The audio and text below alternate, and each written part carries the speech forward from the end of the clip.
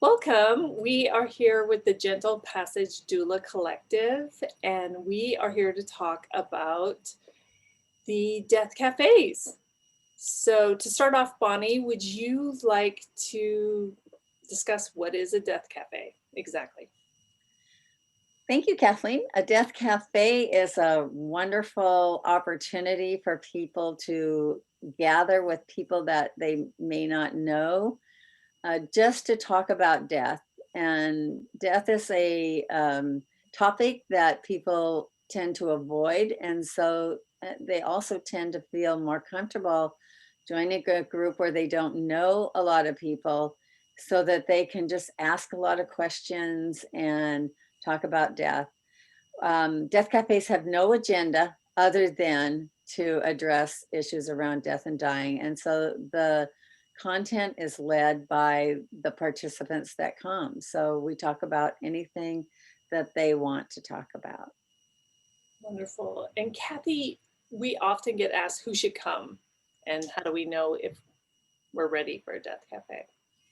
Anybody who's interested in exploring death and dying. Sometimes it can be a young person, sometimes it's someone who is an elder who is looking at their last third of their lives. And it's an opportunity, as Bonnie was saying, to explore death and dying and one's fears, because there's a lot of fear related to death and dying. And a lot of people do not understand even the dying process. So it's an open forum. As Bonnie said, there's no agenda. Sometimes if there's a quiet period, we might ask, what brought you to the Death Cafe? And that in and of itself can start the discussion.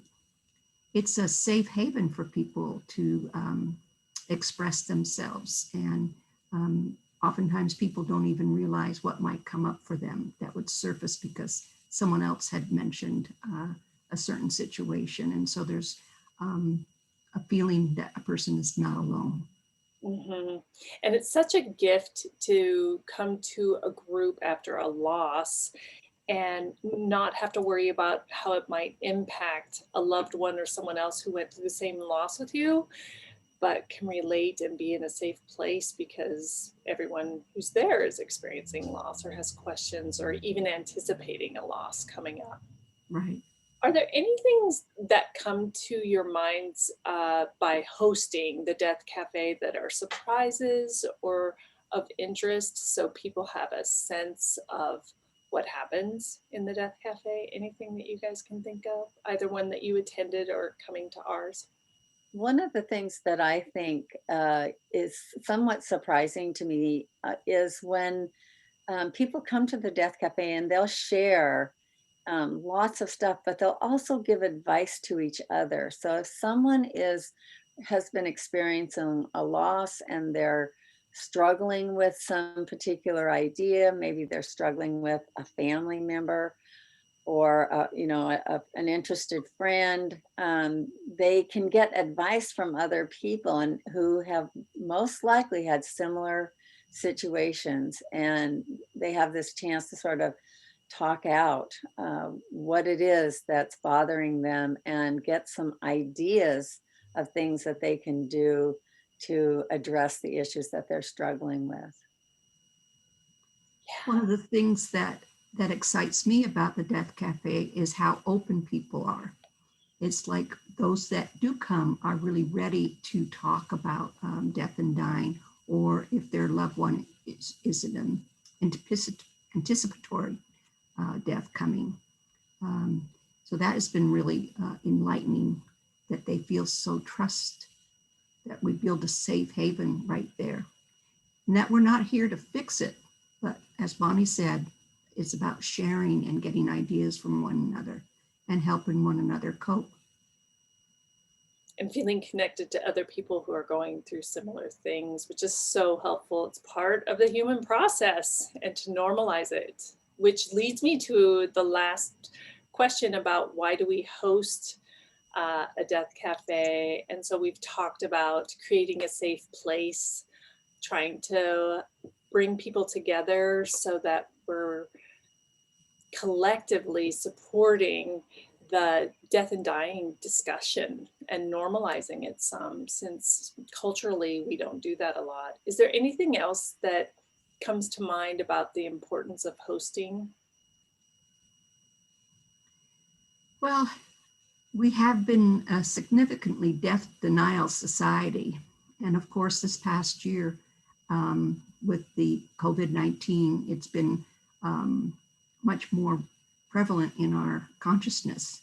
And so it does help us a great deal to have a forum where we can talk about death and dying and help demystify the death process. And it's a parallel process. We've all had a lot of losses this last year. Mhm. We can also point people in the right direction for outside resources that maybe they can contact for further help. We don't provide everything, so but we know a lot of what is out there in terms of resources between all the members of our collective. So we're a good resource for people to be able to access um, things, places, websites, people who can really, they can meet with, things they can watch, things they can see or do that can really help them through the process of processing a death. Yeah. Good. Any last thoughts? Go ahead, Kathy. I was just going to say in my notes here, and the realization that we are in the midst of a paradigm shift, and that this is part of a global movement about how we process our emotions, have compassion for one another in the dying and experience. And it allows folks to live more consciously and die more consciously, this increased awareness. There's death cafes across the country and internationally. Ours is on Fridays at 12 noon Pacific time, and we'd love to have anyone join who feels called to join at any time. So Our next meeting. which Friday is it of the month? The second Friday of the month. Great. Yeah, thanks. Thanks for joining me. Thank you, Thank you. Kathleen, for asking.